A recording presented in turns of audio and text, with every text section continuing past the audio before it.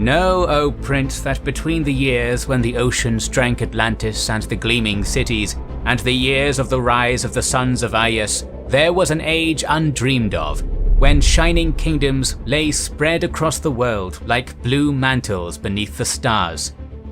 These words from the Numidian chronicles harken back to the Hiborian Age, a doomed epoch of savagery and splendor between two great civilization-shattering catastrophes. Named for the Hibori, hardy Northmen, who had come to dominate much of the world in the 3,000 years since the Great Cataclysm had swallowed Atlantis and Lemuria. The Hiborian Age saw powerful kingdoms rise from the old world's ashes, and mighty heroes traveled the land, seeking their fortunes, building legends wherever they passed. In this video, we will talk about one of the greatest heroes of the Hiborian Age, Conan the Barbarian, who through courage and skill and luck would change the fate of many regions of the world, starting from a modest place and becoming a king. As we learn about this fantasy world, you might be thinking about your own, and when it comes to building and using a world, look no further than our sponsor, World Anvil. It's the ultimate world-building toolset and RPG campaign manager. It packages the whole creative process together, providing tools for organizing maps, developing encyclopedias of lore, and straight-up writing content. The upside to keeping it all in World Anvil is that it's easy to distribute, collaborate, and ultimately monetize. It's perfect for running role-playing campaigns in particular. Loads of rule sets are natively supported, and more are on the way. And now they have a new D&D Beyond character importer, which brings D&D Beyond characters into the World Anvil character manager almost instantly. A great way to preserve characters in the current D&D climate, and it can be done in as little as a few seconds, so make sure to try it out. Even away from the tabletop, the wiki-like database of lore, interactive maps, character sheets, timelines, and relationship diagrams will make writing your best-selling novel much easier. You can check out World Anvil via our link in the description. If you use our code WIZARDS, they'll give you 40% off all recurring memberships. So support our channel and your imagination by taking a look. The origins of this conflict lay in the dying fires of the Great Cataclysm. When the islands making up barbarous Lemuria sank beneath the ocean, a mystic named Tarim led his people on a voyage west to safety, crossing raging seas and unfriendly kingdoms to settle on the eastern banks of the inland Vilayet Sea. There, the descendants of the Lemurian exiles became the Hyrcanians, famed for their archery and horsemanship, and centuries later, Hyrcanian settlers would found Agripor on the west bank of the Vilayet, a colony that would soon grow to eclipse all of the city-states of the east as the capital of the growing kingdom of Turan. Throughout these long centuries on the steppes, Tarim remained a figure of religious devotion to Hyrcanians on both sides of the Vilayet, with one of his direct descendants in each generation being worshipped as his reincarnation and a living demigod. For a city to host the living Tarim marked it as the greatest and most prestigious of the Hyrcanian city-states, a jealously guarded honor that would spark a great deal of chaos and bloodshed between Turan and their chief trading rival, the wealthy city-state of Makkalet on Vilayet's eastern shores. With Turan recognized by most as the most powerful Hyrcanian polity of the age, its capital of Agripor had long been the seat of the living Tarim, who was held in guarded seclusion in a great temple and concealed from the eyes of the adoring faithful below. But unbeknownst to King Yildiz and his royal court, a strange upheaval was taking place in the palace of Makkalet. Makkalet's kindly but inexperienced young king, Enatum, had begun to accept the counsel of one Karam Akkad, who had risen to become the high priest of Tarim within Makkalet through sorcerous means, more in service of his own ambitions than any faith in the living god. With Enatum kept drugged and contented by the magician's potions, Karam Akkad would become ever more the power behind Makkalet's throne, until he was able to convince the king to order a theft that would bring the armies of Turan to his gates, the kidnapping of the living Tarim from the temple in Agripor. It is not difficult to see Karam Akkad's motivation in such a rash action. While his position as high priest in Makkalet had certainly made the magician influential within the city-state, Once the living Tarim dwelt within the temple he presided over, his renown and influence would be felt everywhere Hyrcanians lived and prayed. But first, he and Makkalet would have to withstand the vengeful Turanians. Enraged by the theft, Yildiz immediately declared a holy war against Makkalet to recover Tarim to his rightful home, placing his warrior son, Prince Yezdegerd, in command of a fleet that crossed the Vilayet to lay siege to Makkalet only a few short weeks after the kidnapping. On its face, the conflict might have seemed a one-sided one. For all its wealth, Makkalet was but a single city-state, while Turan's growing empire had been the scourge of the Western kingdoms for centuries. Her fearsome horsemen, clad in gleaming steel, silk and gold, and immortalized in the pages of the Numidian chronicles, could have trampled a dozen Makkalets. But Turan was no sea power. While it did maintain a modest fleet to combat piracy on the Vilayet, its ambitions were westward across the steppes and deserts, and it lacked enough ships and experienced captains to adequately transport its cavalry-heavy army across the inland sea. And an insult as grave as the living Tarim's kidnapping could not be ignored for the length of time it would take to expand the fleet sufficiently for such a task. The fleet that departed Agrapur under Yezdegerd's command thus consisted of only a few dozen ships, the army within a mere fraction of Turan's full strength and inexperienced in serious naval operations. Makkalet was hardly better equipped or prepared than Turan, however, despite being the aggressor in the conflict.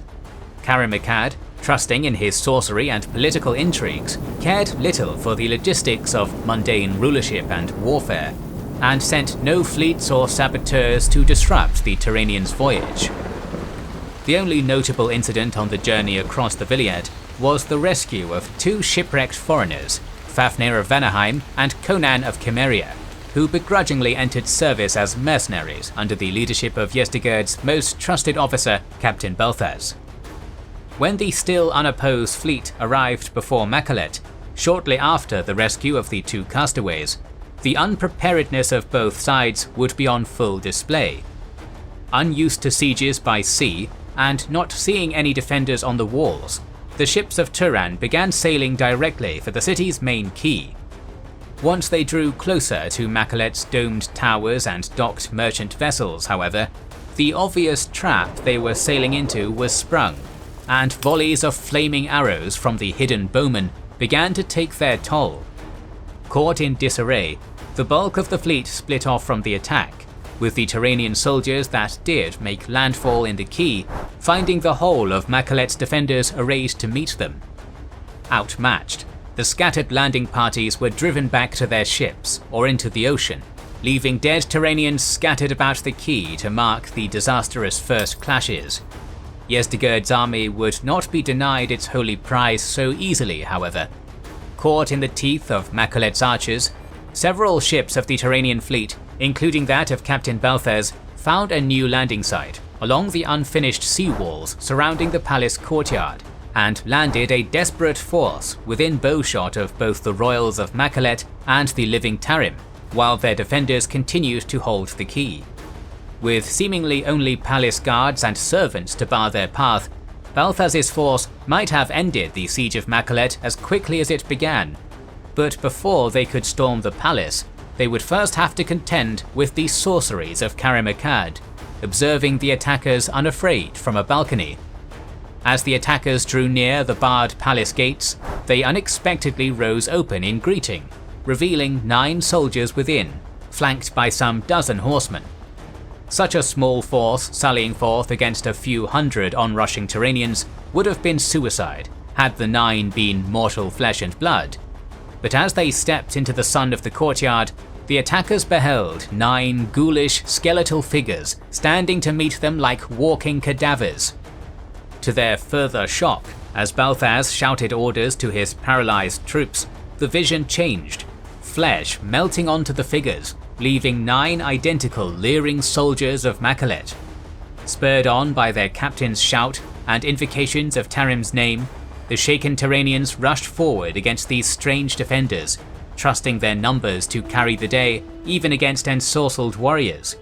but they quickly found the soldiers impervious to their attacks, taking lethal spear thrusts and sword blows without so much as scratching their armor, all the while cutting down Turanians without mercy.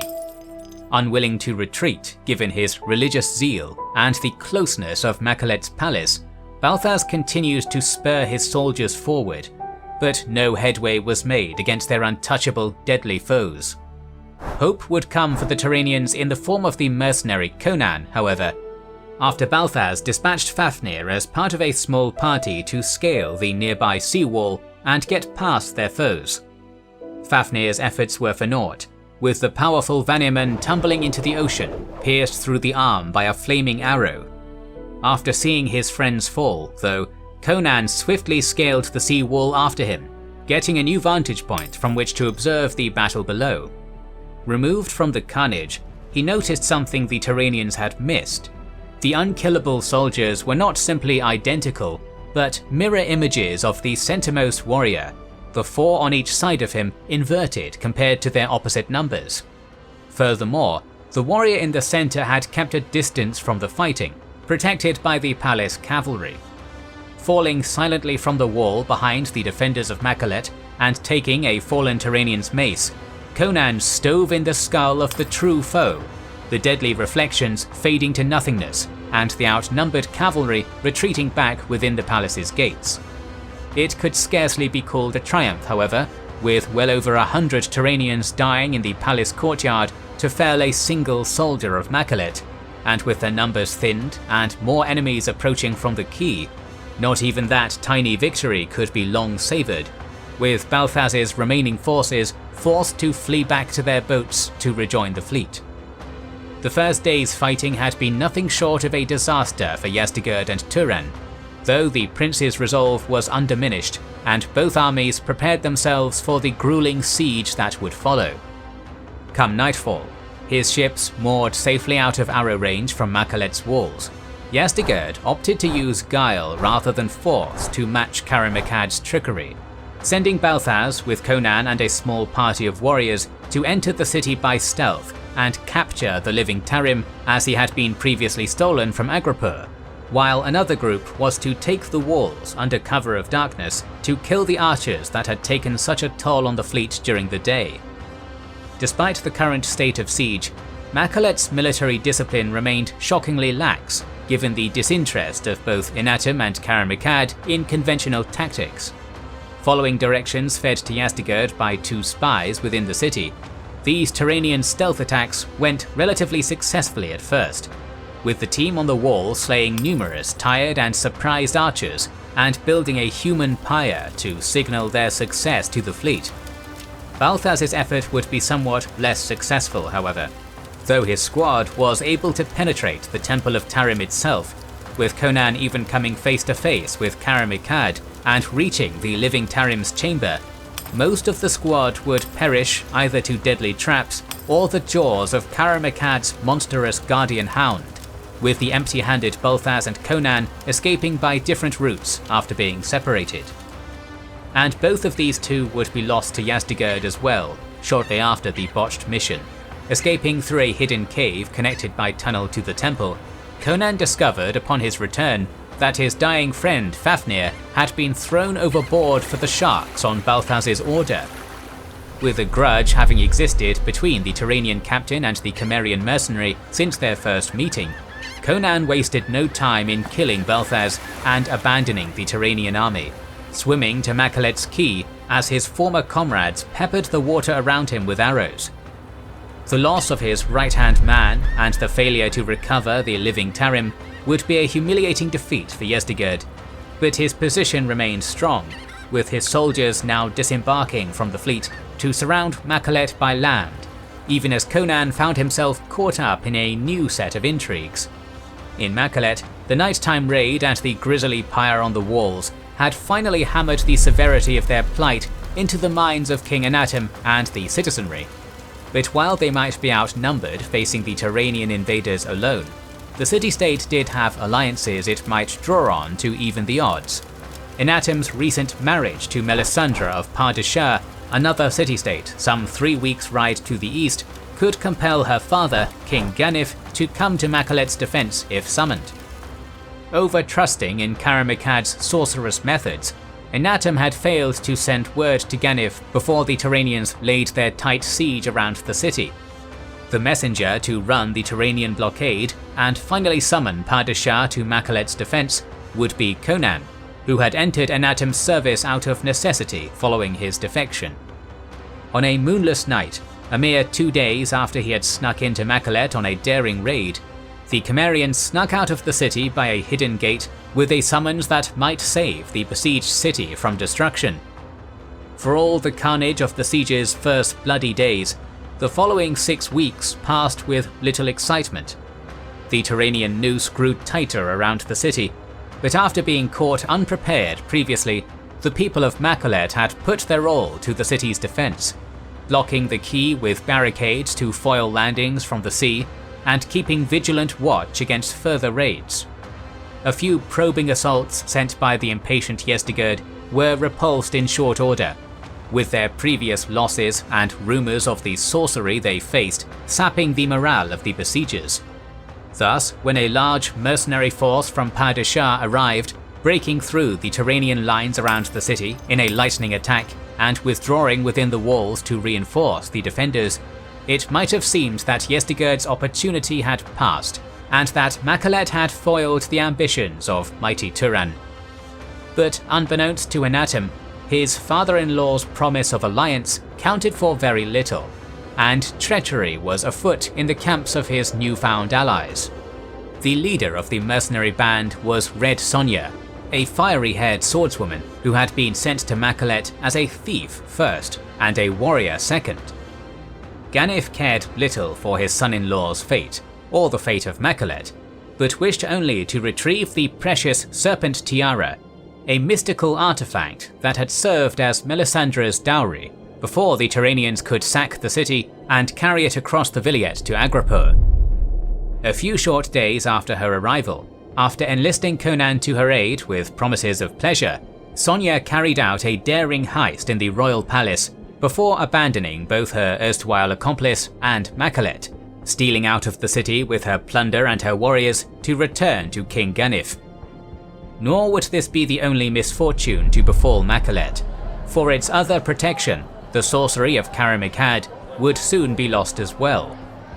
Later the same night, as a disappointed Conan returned from the heist in the palace, he was set upon by soldiers of Makkalet with orders from the sorcerer priest to arrest the Cimmerian, not for the still undiscovered theft of the Serpent Tiara, but due to a vision the paranoid magician had seen within his magic mirror of his death at Conan's hands. The vision would prove to be a self-fulfilling prophecy. The guards' failed attempt to arrest Conan only set his mind to vengeance, culminating in a showdown within Tarim's temple that left both the sorcerer and his many tentacled fiendish servitor slain. With Karamikad and his magics destroyed, the soothsayers of Turan now read victory in their divinations, spurring Yezdegerd to launch a final assault on the betrayed city. Perhaps most importantly, the hidden cave through which Conan had once escaped the temple after his failed night raid now lay exposed, the veil concealing it dispelled. As the bulk of the army threw themselves against the gates and walls of the city, a boatload of Turanians scaled the cliffs to the cave, taking the temple effortlessly, with Karamikad slain and its defenders in disarray, and storming out to throw open a gate to the hordes outside. With the Turanians now within the city, the fate of Makkalet was sealed, its fabled towers put to flame, as Yezdegerd's vengeful legions mercilessly fought their way through the streets to the palace. Stirred to bloodlust by the long siege and the theft of their living god, the Turanians would have no care for Makkalet's citizens, or for its value as a vassal, razing to the ground the city that had dared to challenge their empire. Though King Enatum had been an ineffectual ruler, his subservience to Karamikad the source of Makkalet's woes, he died a warrior's death, fighting bravely against the invaders. Enatum's bloodline would not be extinguished with his city, however.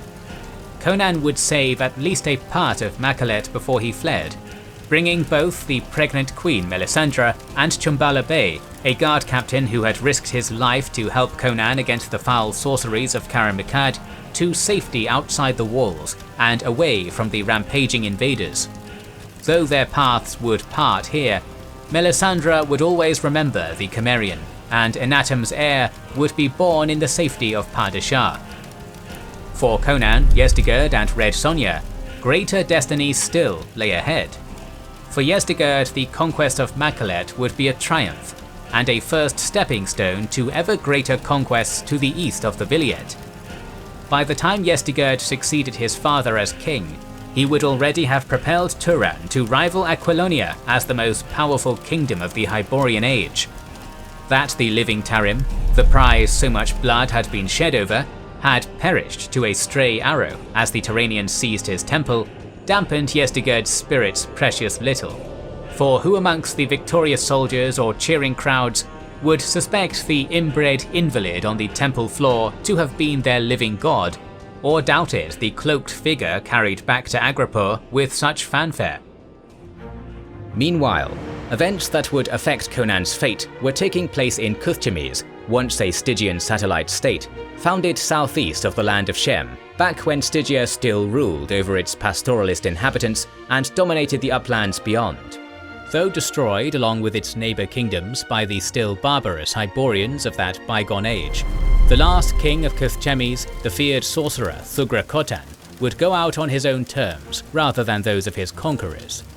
As his city burned, he consumed a deadly ritual poison, his black heart going still as his acolytes sealed him into the impregnable tomb he had prepared for himself, and though the Hyborians razed Cuthchemes to the ground, no amount of effort by the barbarians could crack the tomb's ensorcelled walls or open their way to the treasure within. As the years drew on, the Hyborians and Shemites alike steered clear of the cursed ruins, with only thieves and madmen paying heed to the legend of Thugra Khotan, the first out of lust for his treasure, the hunt for which claimed the lives of many a foolhardy tomb robber, and the latter through the degenerate cults of devotees which clung to life over the centuries, deifying the fallen wizard king and awaiting his return. Yet one day, a thief of a different caliber arrived in Cuthchemes, Shivates, a master thief of Zamora, luckier and more skillful than most. Where so many had turned back in failure or perished before him, he came armed with long-forgotten secrets and an incantation of opening, gleaned from thieves' tales and cultists' chants over many perilous adventures. Narrowly avoiding death at the fangs of the tomb's ancient serpent guardian, he opened the ancient tomb, revealing the vast treasures of Thugra Khotan inside. But the only reward Shivates would take from this success would be a grisly death at the hands of Thugra Khotan himself, preserved in undeath for 3,000 years, and now free to take vengeance on the descendants of his conquerors. Emerging from the ruins and styling himself a prophet under the name of Natohk, he seized leadership of dozens of nomad tribes, sweeping murderously northwest through the city-states of Shem and growing in power with every conquest. Some Shemite rulers tried to negotiate or to oppose him, and were slain by sorcery or by force of arms. Kutuman, a rebel Stygian prince, joined his army to Natohk's, expecting to find an easily manipulated desert warlord to win himself a throne by, only to find himself the party being dominated. Unstoppably, the growing desert army worked its way towards the kingdoms of the Hyborians, with tiny Khoraja its first target. Khoraja had problems of its own already. With its king held for ransom in Ophir after a failed mission to secure that kingdom's aid, and its larger neighbour Koth planning a takeover, rulership during a time of crisis lay in the hands of the king's sister, the young and untested Princess Yasmela. With so much of the kingdom's army and nobility despairing of Khoraja's prospects, and accepting Kothian gold for their loyalty, it was in large part the mercenary soldiers of General Amalric, among them Conan of Cimmeria, older and more experienced since his time in Makkalet and serving as a captain of the spearmen, who upheld the defense of the kingdom. But no mere soldiers could protect Yasmela from the attentions of Natohk, who nightly sent his shadow to stalk the princess's bedchambers, tormenting her by declaring her his queen-to-be and describing in lascivious detail the life that awaited her. In desperation, Yasmela turned to an unlikely source for guidance, Mitra, the god of her Hiborian ancestors, long since abandoned in Koth and Khoraja for Ishtar and other deities of the land's Shemite majority. Led by one of her serving girls to Mitra's temple by night, the princess heard the voice of the god of her forebears instruct her to save her kingdom by placing its defense in the hands of the first man she met on the moonlit city streets. Departing the temple without guard or escort, she found none other than Conan outside an alehouse, leading the confused Northman back to her palace, where instead of the tryst with a palace maid-in-waiting he expected, he was named commander of Khoraja's army. The naming of a rowdy foreign mercenary as commander, seemingly on the princess's whim, was met with opposition, of course. Count Thespides, leader of Khoraja's knights and a suitor to the princess, would be especially opposed, but he begrudgingly accepted the Northman's leadership on the princess's order. With discontent still simmering, Conan marched out with the kingdom's armies to meet Natohk at the pass of Shamla, a narrow pass through the steep hills and cliffs that separated the Kothian highlands from the deserts of eastern Shem, 2 days' march from Khoraja.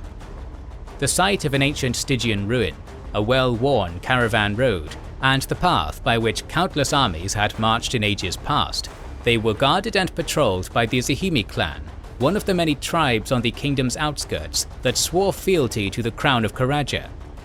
Camping on the plateau at the top of the long steep valley that made up the pass, with a well and several stone archers' towers to aid the defense, Conan's forces were bolstered by some 3,000 archers from the loyal hill tribes, leaving him with an army of 12,000 strong in total. From the regular Khorajan army came 500 pikes, 5,000 archers, and 500 knights under Thespides, joined by 1,000 mercenary horsemen, twice as many mercenary spearmen, and the previously mentioned tribal archers. With the narrow pass held by spearmen, and Conan's bow-heavy army commanding the cliffs and ridges surrounding it, the pass would be a difficult obstacle to force, even for an army as large as the approaching horde, claimed by Natohk to number 100,000, with the Stygian chariot archers and Kushite horsemen of Katamun's rebel army racing ahead of the nomad and Shemite warriors of the Desert Prophet. The Khorajans' morale would also be bolstered by the presence of their princess, still haunted by the nightly apparitions of Natohk, now taking ever more horrifyingly lifelike appearance as the undead sorcerer drew closer. She had chosen to accompany the great army on its march, rather than await the spectre in the cold loneliness of the palace. Leaving her great pavilion to stay in the commander's tent, under Conan's vigilant protection, she slept without fear or nighttime visitors for the first time since the opening of Kuthjamis. Conan had his own problems of command though, even with the princess's blessing and presence. Despite the massively greater numbers of Natohk's horde, Thespides demanded they be met head-on, his ideas of chivalry and his noble-born disdain for his foes leaving him sorely underestimating the danger faced by Khoraja and her army.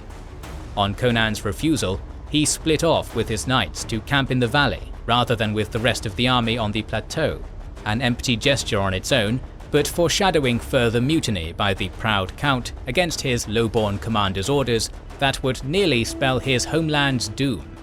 There would be little time for petty arguing over authority, however.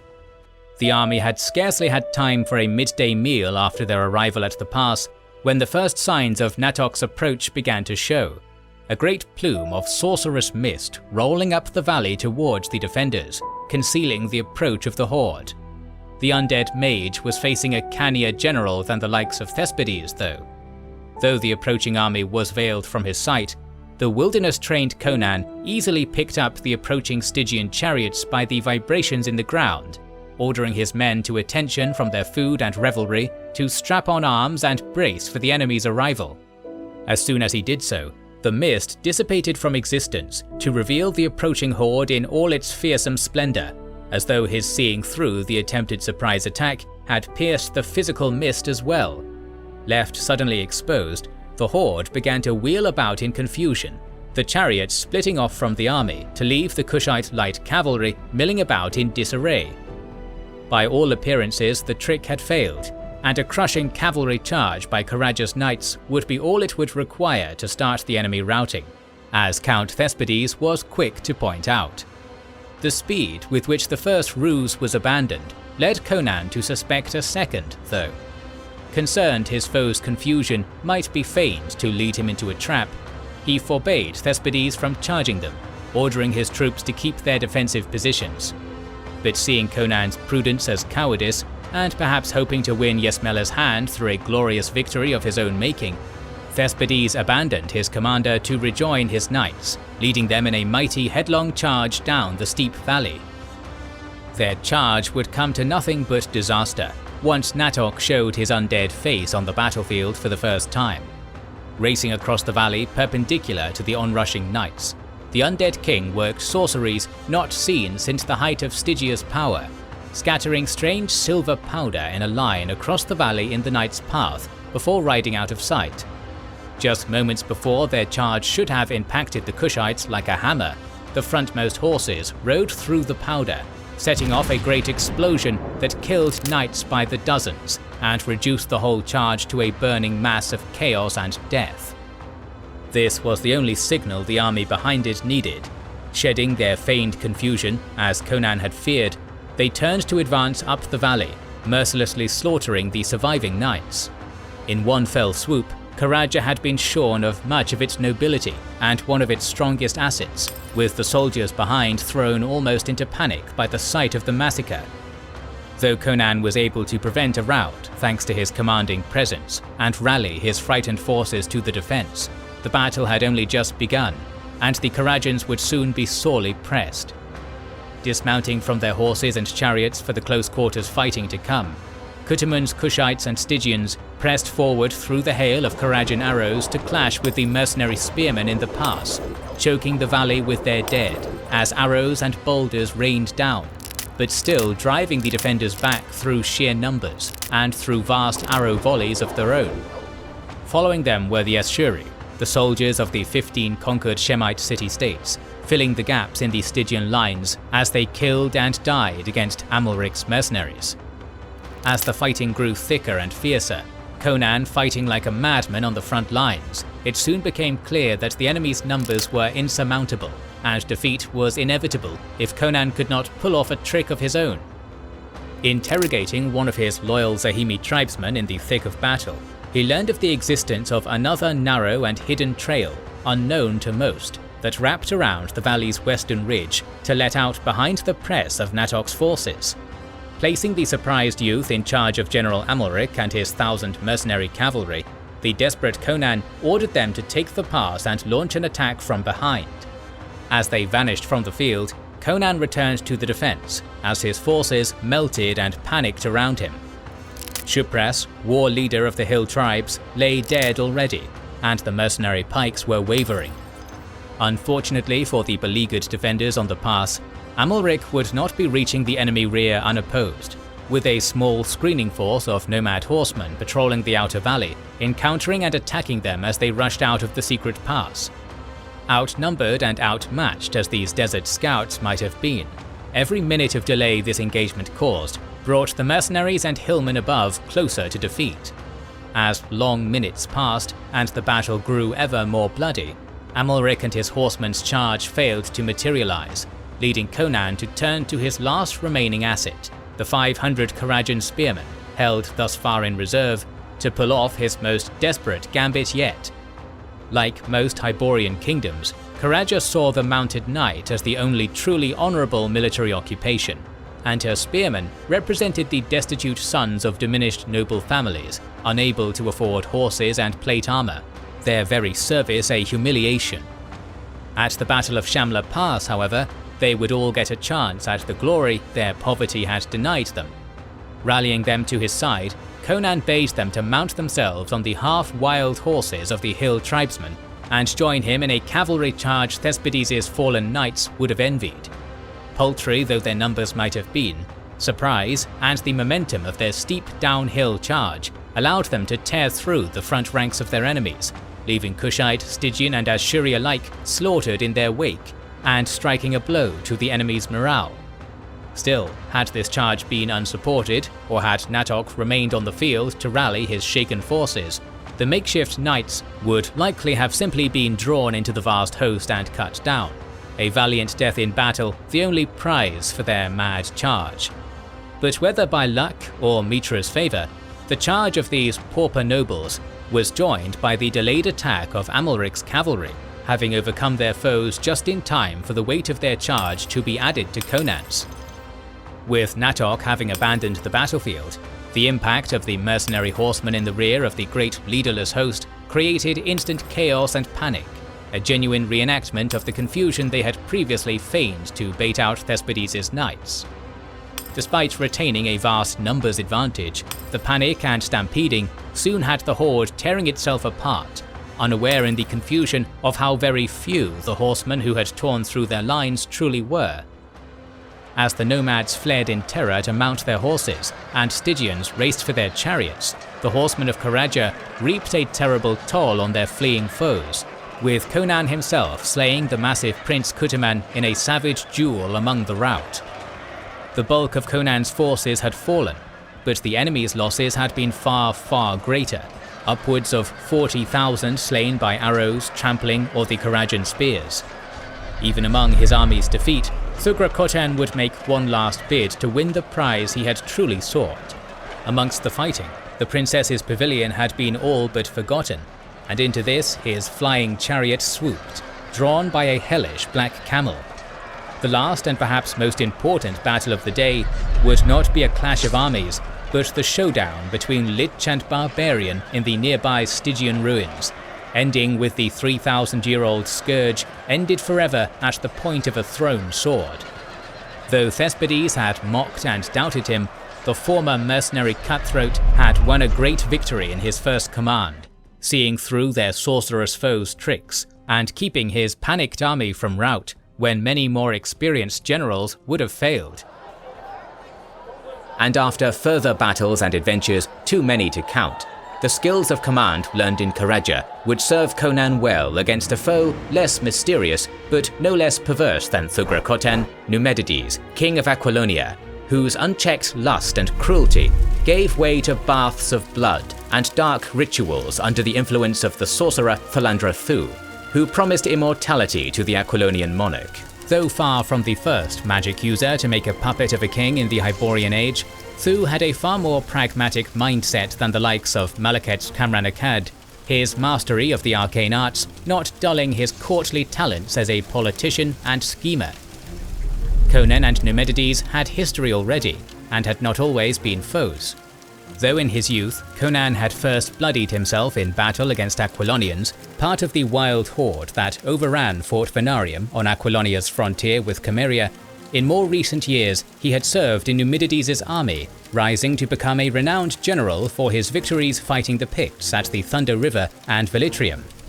His rise would come with an even more sudden fall, however, when the paranoid Numidides, fearful of the mighty outlander's popularity, turned on his general and forced Conan to flee into exile to avoid execution, departing Aquilonia to the wilderness of the Picts he had so recently warred against.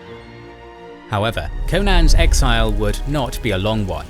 In the depths of the Pictish wilderness, he made two surprising discoveries.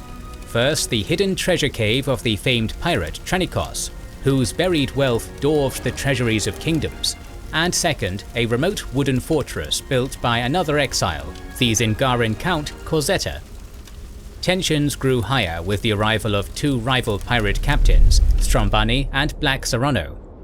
Though Corzetta had in truth come to the wilderness fleeing the wrath of the wizard Thothamon, whom he had once cheated out of payment for a dark bargain, both pirates were convinced the Count had come seeking the treasure of Trenikos.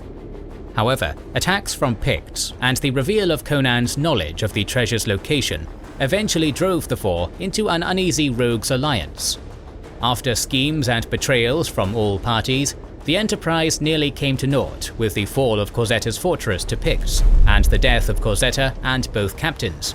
But fortune smiled on Conan in the form of Count Trocero of Poitain, a friend and ally of Conan's, who had followed the divinations of the Mitran priest Dexathius to find the exiled barbarian general and recruit him for a rebellion to overthrow Numidides. With the treasure of Tranikos to bankroll their insurrection, Conan and his unexpected rescuers left the Pictish wilderness by war galley to Messentia, capital of Argos, there to plot the toppling of a despot. Messentia would provide a staging ground for the raising of Conan and Trochero's mercenary army. King Milo of Argos was an old friend of Count Trochero's and no friend of Numidides.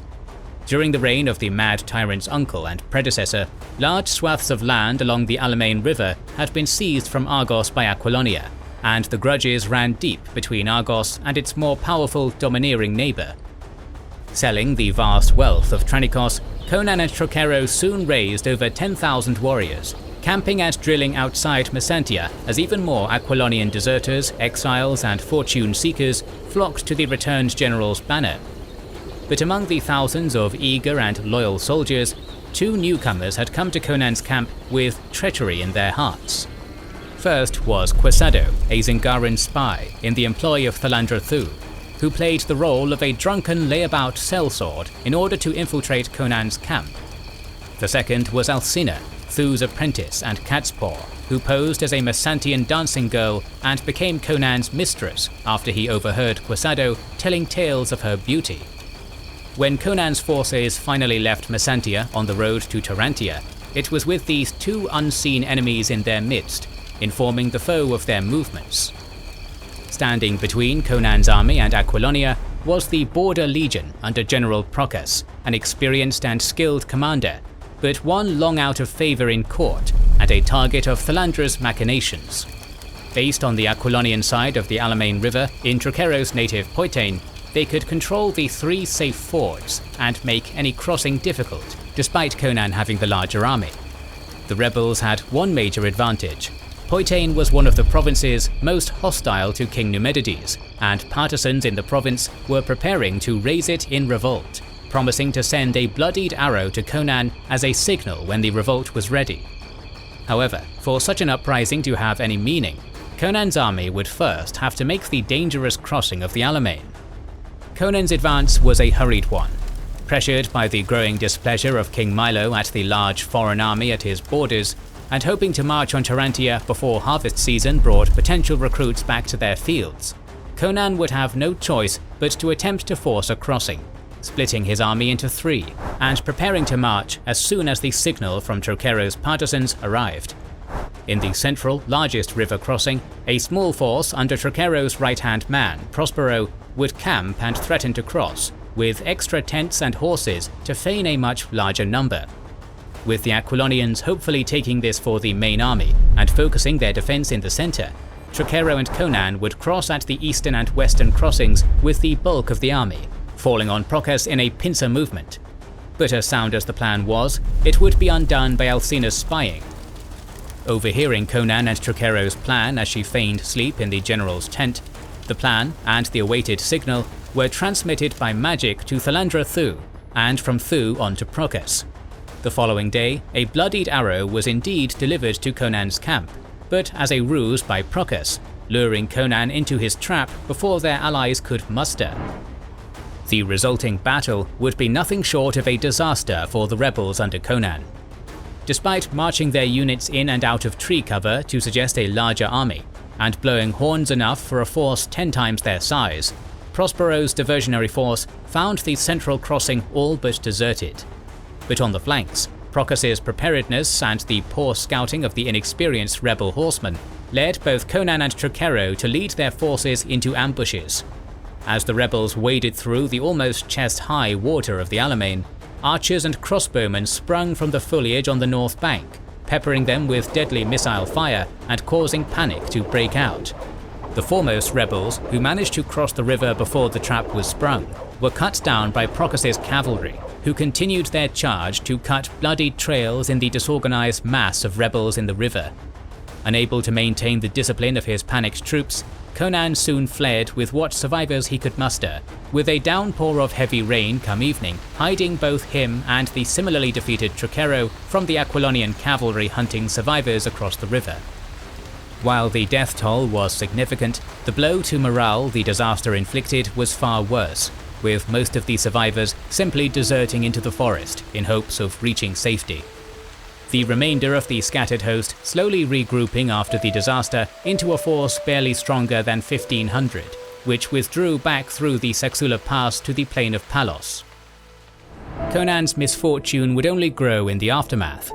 Informed of the battle's outcome by Alcina, Thlandra Thu decided to rid himself of both Conan and his rival Procas now that the commander was no longer needed to keep the rebels at bay.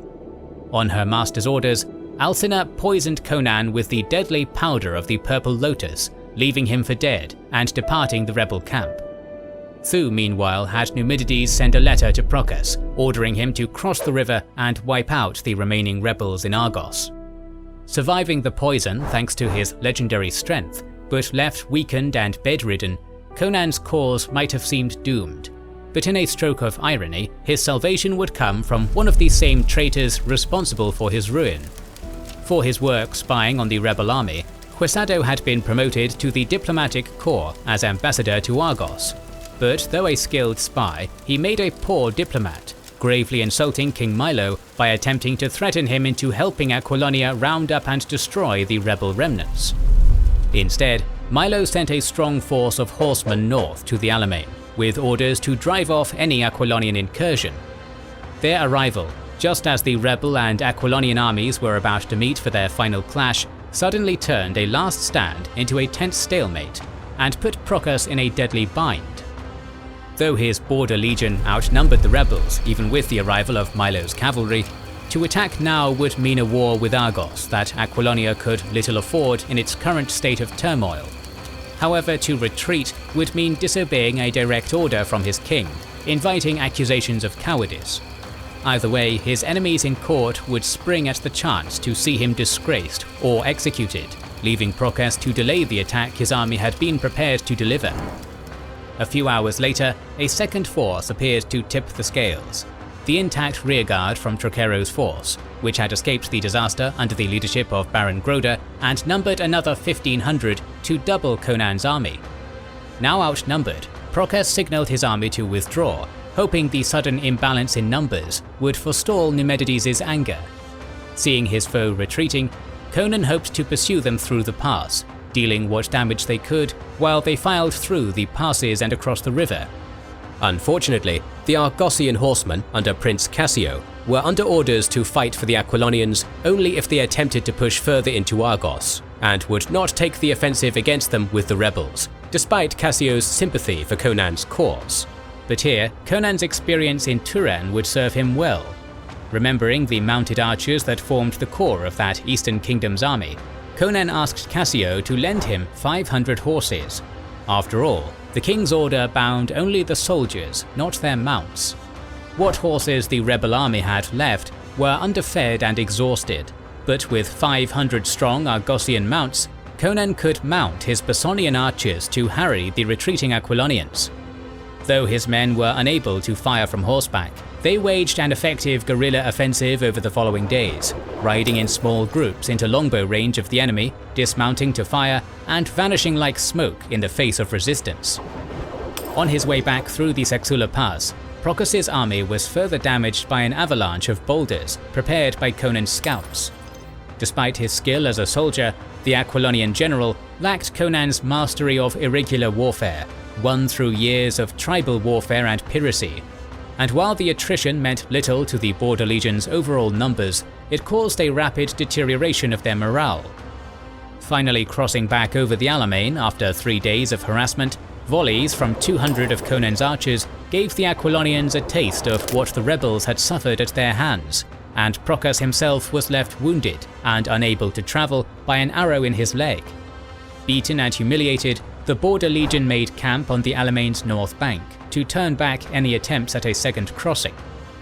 Despite the losses inflicted by Conan's hit-and-run attacks, the numbers were still more favourable for the border legion than they had been in the rebels' first crossing, and the liberation of Aquilonia might well have ended here in stalemate, if not for the misplaced plotting of Thlandra Thu. With Quesado and Alcina now both gone from the rebel camp, neither they nor the wizard they served was aware Conan had survived the poisoning.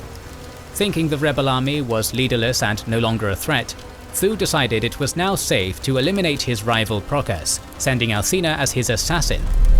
claiming to bear a message from the mage. She secured a private meeting in the general's tent, only to mortally injure him with a poisoned dagger. The old warrior would sell his life dearly in his last moments though, with the amulet used to communicate with her master being torn free in the struggle and left behind in Alcina's hurry to flee the camp. In the morning, the discovery of Procas's death, declared a suicide by his replacement, Count Ascalante, an inexperienced and power-hungry noble under Thlandra Thu's sway, caused the border legion's already flagging morale to plummet, with the unlikeliness of the suicide claim spurring distrust and suspicion towards their new leadership. Thus, while made up of some of the most experienced soldiers in Aquilonia, the border legion would be little prepared for what would come next. As mentioned previously, Khotan had been on the brink of revolt when Conan's army of liberation had first arrived, but the disaster at the Alimane and the rebel withdrawal to the plains of Argos had left the population too afraid of Numidides' harsh reprisals to turn on the crown. But now, with Conan again camped across the river, Procas dead, and the border legion licking its wounds, Trochero's propagandists set the planning of months into motion.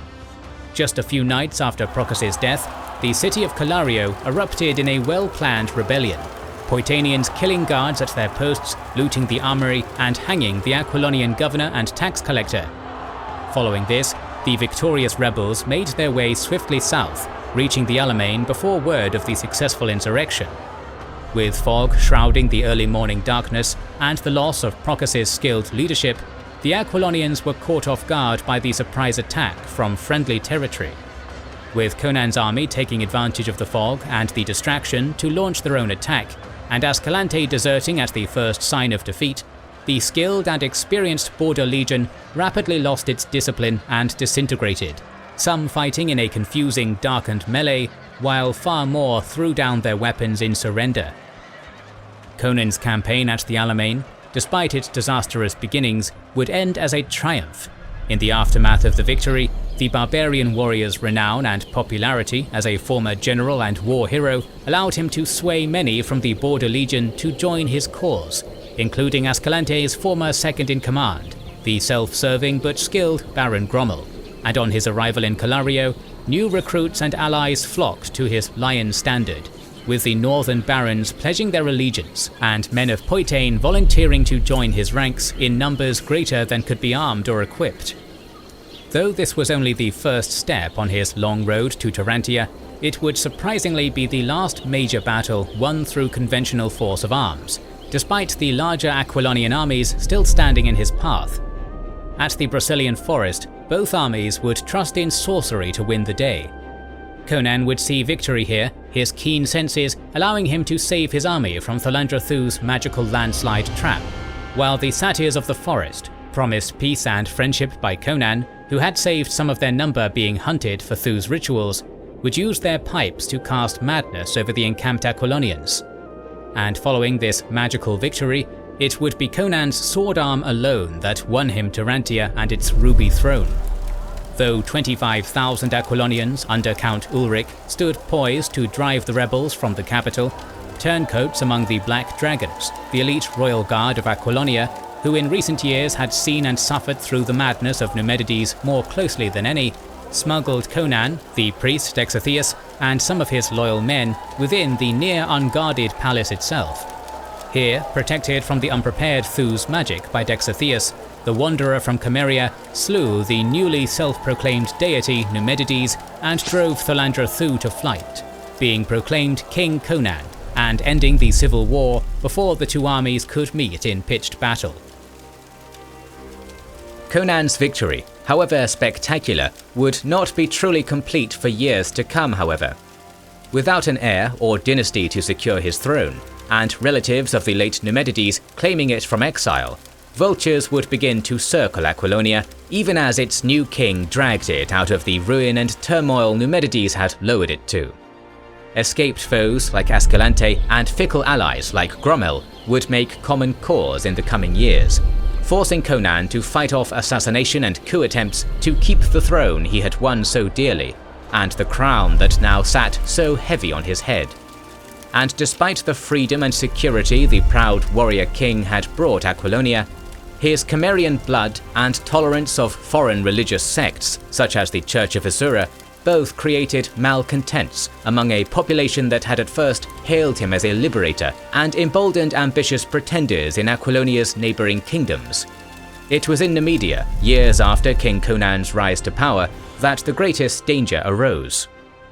There, a foul plot was brewing that would soon bring ruin to Aquilonia's gates.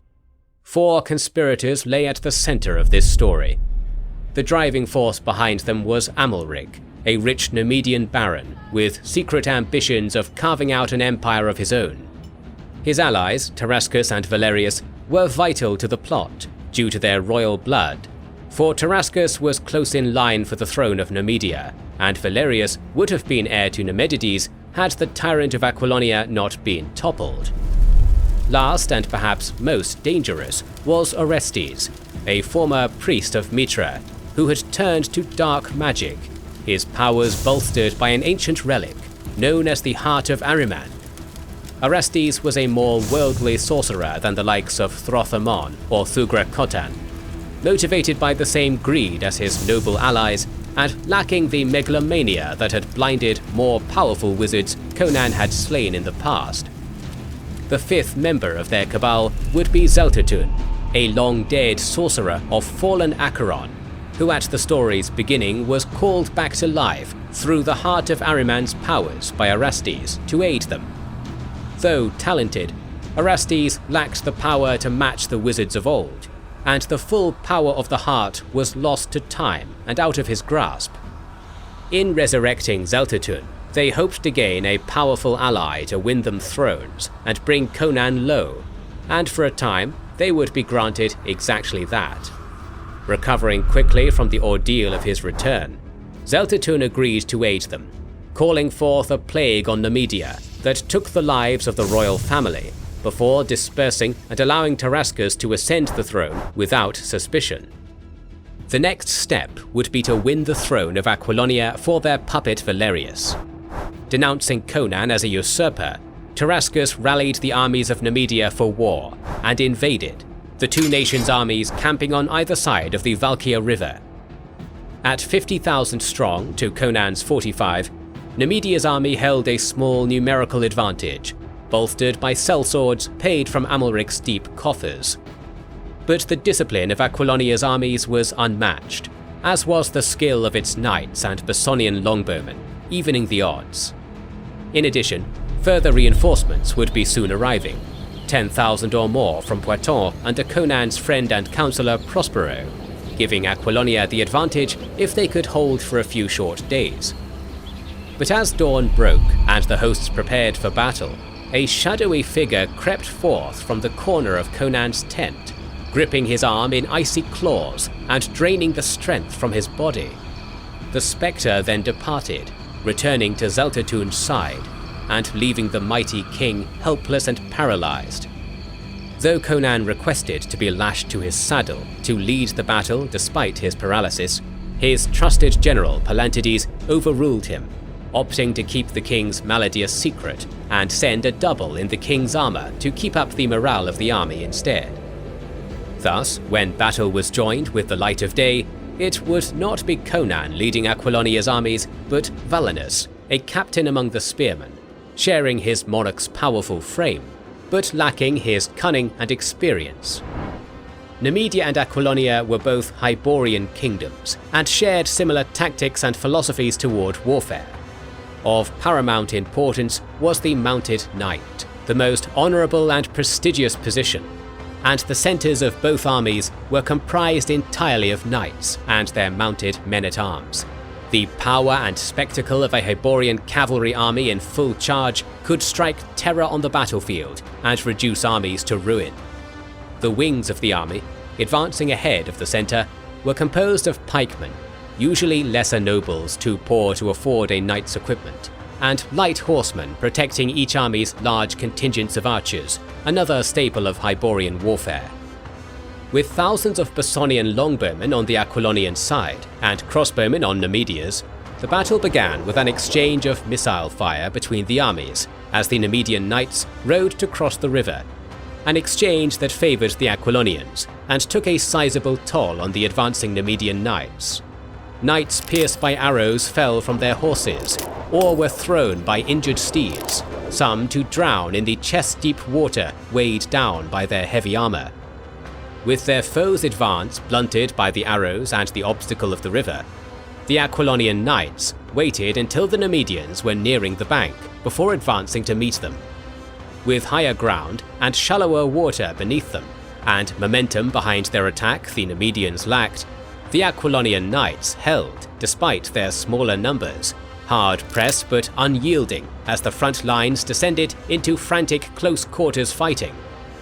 With the warriors on the wings soon entering the swirling water as well to back up the knights, the battle went even more favourably for the defenders, with the Aquilonian sword and pikemen not only holding back their Numidian counterparts, but driving them back onto the opposite bank, pushing the half-encircled Numidian lines into a convex shape, despite their disadvantage in numbers. With deadly Bessonian arrows now falling among the Numidian crossbowmen, and the defence of the riverbank holding, the initial phase of the battle seemed to leave the advantage very much in Aquilonian hands. The Numidians continued to press them, but a countercharge led by Valinus, still believed to be Conan by the following knights, forced them back into the river in disarray. Finally, near the end of the day's fighting, the Numidians began falling back in retreat, badly bloodied in the long fight. Here, however, Valinus would make a fatal error, opting to lead Aquilonia's knights into the stream in pursuit of his fleeing foes, rather than waiting for the arrival of Prospero's Poetonian reinforcements.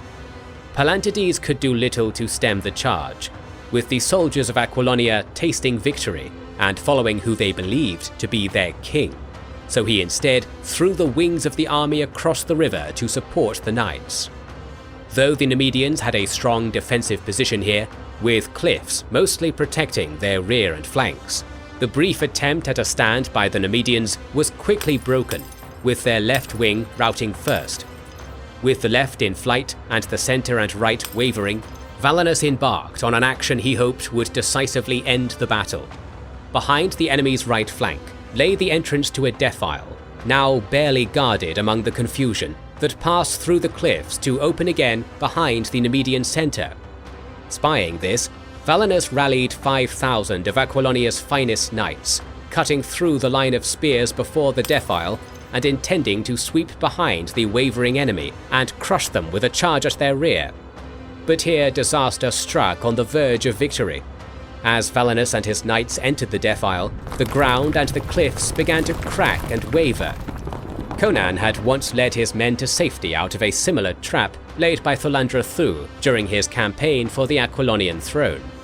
But Valinus and those who followed him would enjoy no such fortune, being slain to the last as the defile collapsed around them. As the dust settled, panic arose among the ranks of Aquilonians so recently celebrating their victory. Believing it to be their king who was crushed beneath the rocks, they turned to flee, with Palantides trying and failing to stem the rout and being trampled beneath his countrymen's hooves, while the battered Numidian knights pursued them through the river and cut down many in the chaos.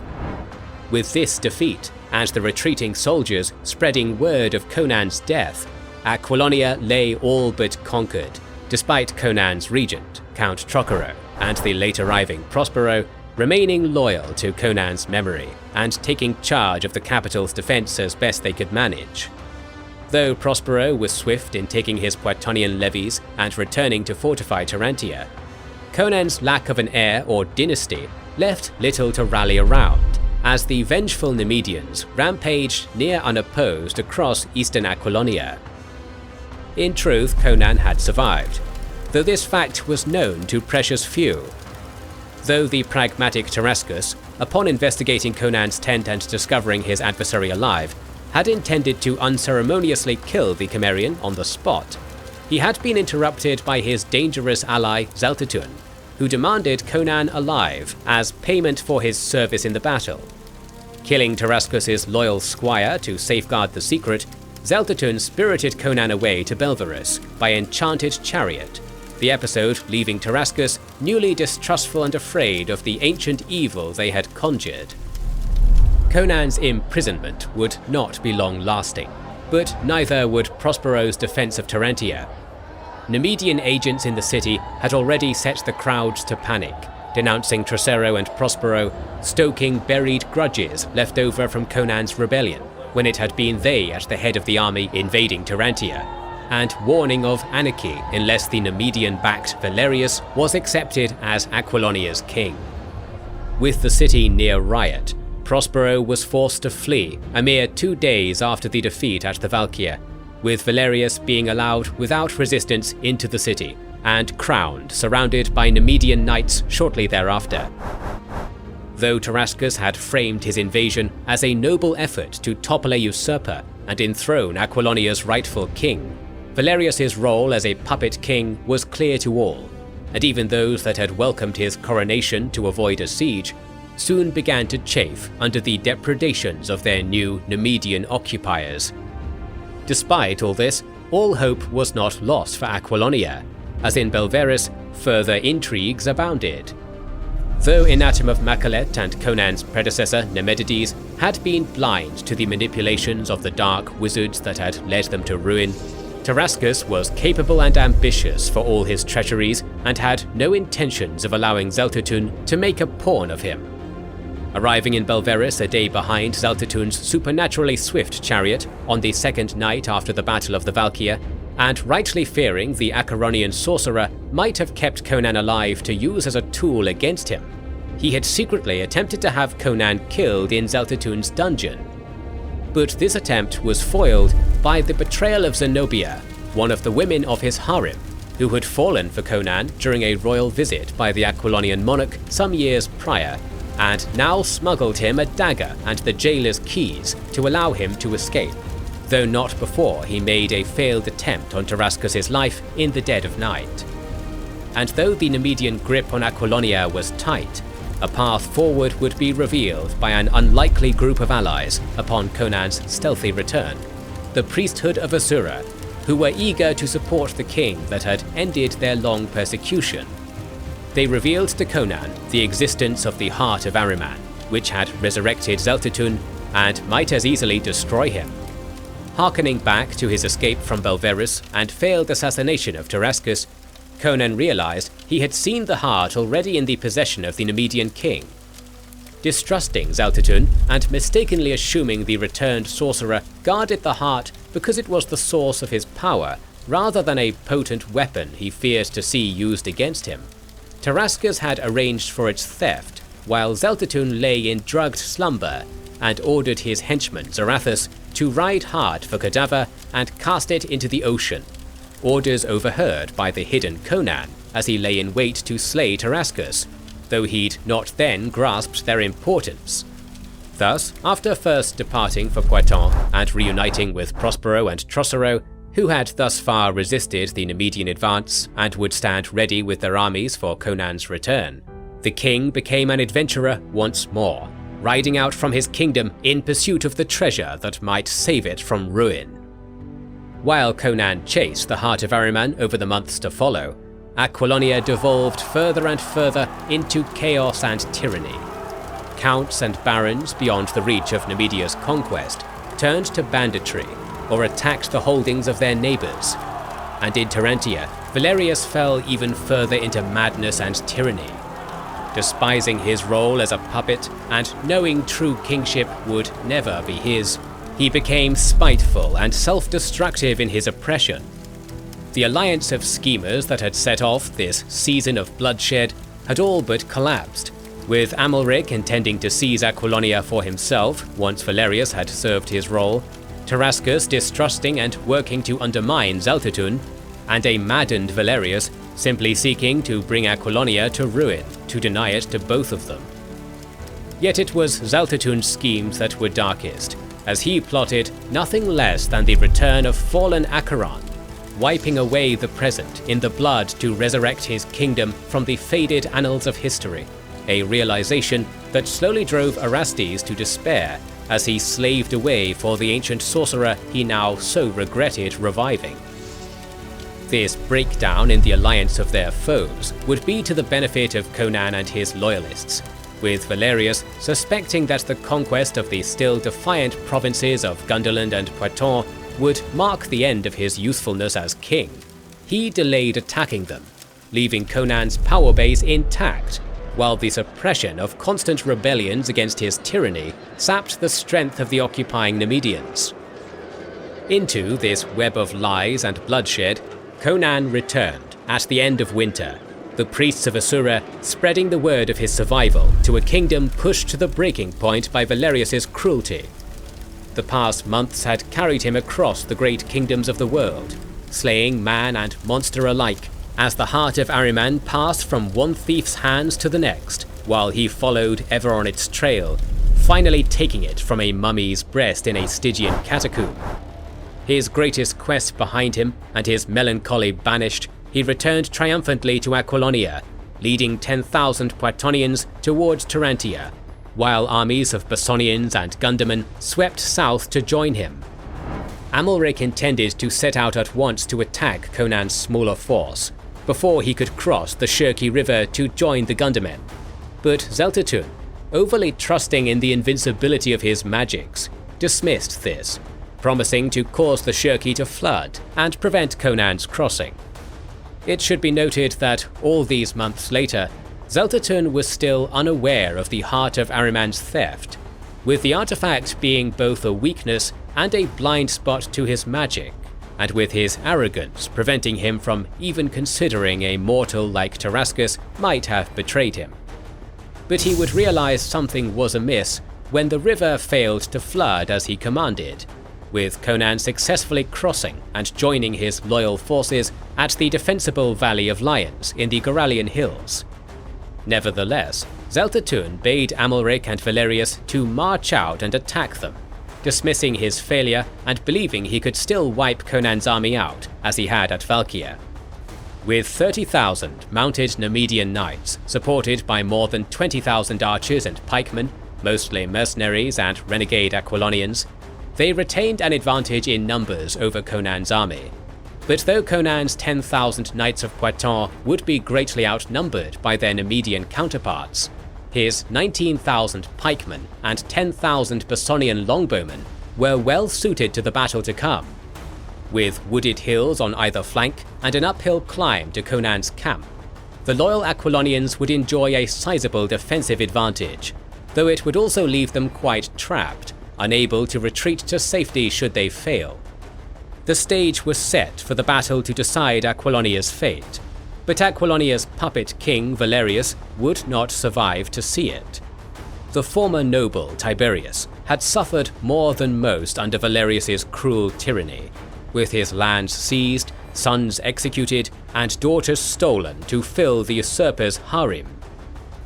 On the dawn of the clash, he disguised himself and approached the Numidian lords, and offered to show them a secret path through the cliffs by which they might attack Conan's rear. Not recognizing the disheveled and wretched-looking pauper before them, and not expecting him to play them false with his life in their hands, Valerius led 5,000 Aquilonian renegade knights through the hills after Tiberius, only to discover how deep the hatred of his new subjects ran, when he found himself ambushed and surrounded by a motley irregular army of the Aquilonians he had tormented.